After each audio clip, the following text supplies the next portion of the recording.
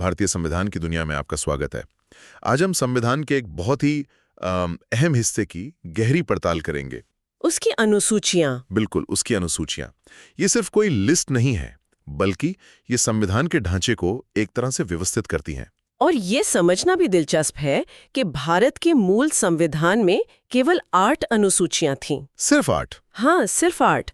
समय के साथ मतलब जैसे जैसे जरूरतें बदलीं, विभिन्न संशोधनों के जरिए 4 और जोड़ी गईं और अब इनकी कुल संख्या 12 है। तो आज की हमारी चर्चा का मकसद इन सभी 12 अनुसूचियों को विस्तार से समझना है, जो सिविल सेवा परीक्षाओं के लिहाज से भी बहुत जरूरी हैं। बिल्कुल। ठीक है, तो चलिए इसे खोलते हैं। पहली अनुसूची से शुरू करते हैं। ये किस बारे में है? पहली अनुसूची में भारत के राज्यों और केंद्र शासित प्रदेशों के नाम और उनके न्याय क्षेत्र का ब्यौरा है। मतलब एक लिस्ट है बस? हाँ, पर इसका महत्व बहुत गहरा है। अगर किसी नए राज्य का गठन करना हो, जैसे तेलंगाना बना था, या किसी राज्य की सीमाओं में बदलाव करना हो, तो इस अनुसूची में संशोधन करना ही पड़ता है। ये अनिवार्य है। अच्छा, मतलब ये एक तरह से भारत का कानूनी नक्शा है, कह सकते हैं। इसके बिना कोई भी भौगोलिक बदलाव आधिकारिक नहीं माना जाएगा। बहुत स्पष्ट है। अब दूसरी अनुसूची पर आते हैं, जो वेतन और भत्तों से जुड़ी लगती है। हाँ, इसमें भारत के प्रमुख संवैधानिक पदाधिकारियों को मिलने वाले वेतन, भत्ते और पेंशन का जिक्र है। इसमें कौन कौन से पदाधिकारी शामिल हैं? इसमें राष्ट्रपति, राज्यों के राज्यपाल, लोकसभा और विधानसभा के अध्यक्ष और उपाध्यक्ष, राज्यसभा और विधान परिषद के सभापति और उपसभापति, मतलब लगभग सभी बड़े पद। हाँ, सुप्रीम कोर्ट और हाई कोर्ट के जज और भारत के नियंत्रक एवं महालेखा परीक्षक यानी CAG भी शामिल हैं। और तीसरी अनुसूची शपथ या प्रतिज्ञान के बारे में है। यहाँ कुछ दिलचस्प बात है ना? हाँ, यहाँ जो बात आकर्षक है वो एक बहुत बड़ा अपवाद है। अपवाद। तीसरी अनुसूची में संघ के मंत्री, संसद सदस्य, न्यायाधीश, इन सब के द्वारा ली जाने वाली शपथ के प्रारूप दिए गए हैं। लेकिन भारत के राष्ट्रपति द्वारा ली जाने वाली शपथ का प्रारूप इसमें नहीं है। अरे, तो वो कहाँ है? उसका उल्लेख सीधे अनुच्छेद 60 में किया गया है। यह एक बहुत बारीक अंतर है जिसे याद रखना जरूरी है। बहुत खूब। और चौथी अनुसूची? इसका संबंध राज्यसभा से है? सही। चौथी अनुसूची राज्यों और 3 केंद्र शासित प्रदेशों, दिल्ली, पुडुचेरी और जम्मू कश्मीर के लिए राज्यसभा में सीटों के आवंटन से संबंधित है। तो ये हमारे संघीय ढांचे में राज्यों के प्रतिनिधित्व को पक्का करती है। बिल्कुल। अब यहाँ कुछ वाकई दिलचस्प हो जाता है। 5वीं और 6ठी अनुसूची दोनों ही जनजातीय क्षेत्रों के प्रशासन से संबंधित हैं, लेकिन इनमें एक बड़ा अंतर है। हाँ, और यह एक बहुत महत्वपूर्ण सवाल है। 5वीं अनुसूची में असम, मेघालय, त्रिपुरा और मिजोरम को छोड़कर, इन 4 राज्यों को छोड़कर, इनको छोड़कर देश के बाकी राज्यों के अनुसूचित क्षेत्रों और अनुसूचित जनजातियों के प्रशासन और नियंत्रण के बारे में प्रावधान है।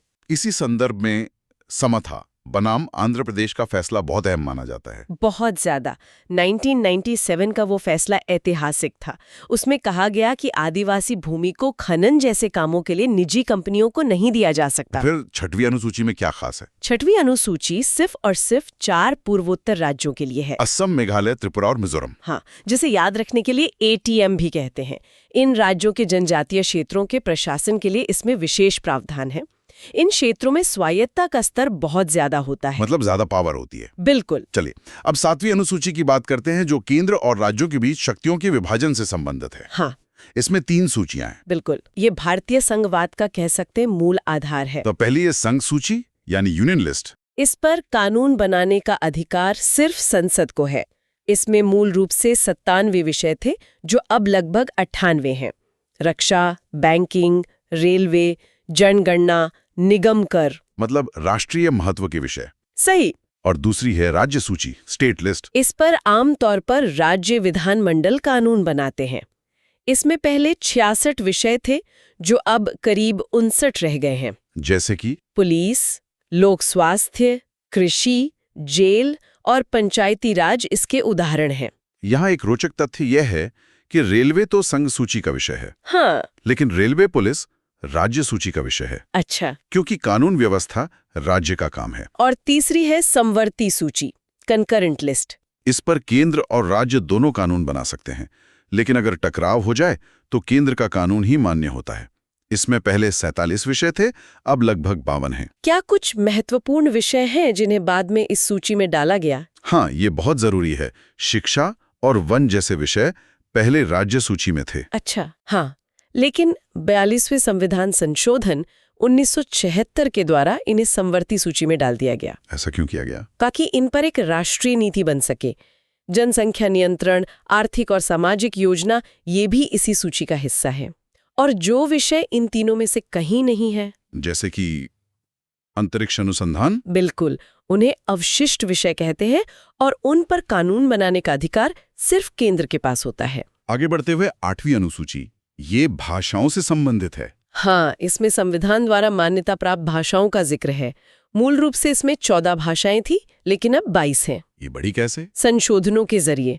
सिंधी को 21वें संशोधन से जोड़ा गया, फिर कोंकणी, नेपाली और मणिपुरी को 71वें संशोधन से। और हाल ही में भी कुछ भाषाएं जुड़ी हैं। हाँ, 2003 में 92वें संशोधन द्वारा बोडो, डोगरी, मैथिली और संथाली को जोड़ा गया। 9वीं अनुसूची का इतिहास तो बहुत ही दिलचस्प है। इसे तो पहले ही संशोधन से जोड़ दिया गया था। हाँ, 1951 में। इसका मकसद था भूमि सुधार और जमींदारी खत्म करने से जुड़े कानूनों को न्यायिक समीक्षा से बचाना।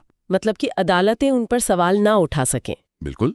लेकिन आईआर कोयल्हो मामले में सुप्रीम कोर्ट ने ये साफ कर दिया 2007 में। हाँ, कोर्ट ने कहा कि 24 अप्रैल 1973 के बाद इस अनुसूची में शामिल किया गया कोई भी कानून अगर वो संविधान के मूल ढांचे या मौलिक अधिकारों का उल्लंघन करता है तो उसकी न्यायिक समीक्षा हो सकती है। तो अब वो सुरक्षा कवच उतना मजबूत नहीं रहा। नहीं, अब वो ब्लैक बॉक्स नहीं है। और 10वीं अनुसूची, ये तो आज भी बहुत प्रासंगिक है। बहुत ज्यादा। 10वीं अनुसूची को 1985 में 52वें संशोधन के जरिए जोड़ा गया था। ये दल बदल के आधार पर संसद और विधानसभा सदस्यों की अयोग्यता से संबंधित है, जिसे एंटी डिफेक्शन लॉ भी कहते हैं। सही कहा। अंत में 11वीं और 12वीं अनुसूची, जी, ये स्थानीय स्वशासन से जुड़ी हैं। सही। पहले 11वीं अनुसूची की बात करते हैं। इसे 73वें संशोधन 1992 द्वारा जोड़ा गया और ये पंचायती राज से संबंधित है। इसमें पंचायतों की शक्तियों और जिम्मेदारियों के लिए 29 विषय दिए गए हैं। और 12वीं अनुसूची, उसे 74वें संशोधन 1992 द्वारा जोड़ा गया। वो नगर पालिकाओं यानी शहरी स्थानीय निकायों से संबंधित है और इसमें उनके लिए 18 विषय हैं। तो ये थी भारतीय संविधान की 12 अनुसूचियों की एक व्यापक यात्रा। हमने देखा कि कैसे ये अनुसूचियां देश की संरचना, शक्तियों के विभाजन, भाषाओं की मान्यता और जमीनी स्तर पर लोकतंत्र को आकार देती हैं। बिल्कुल। और इन सभी अनुसूचियों का विश्लेषण करने के बाद एक विचार मन में आता है। क्या?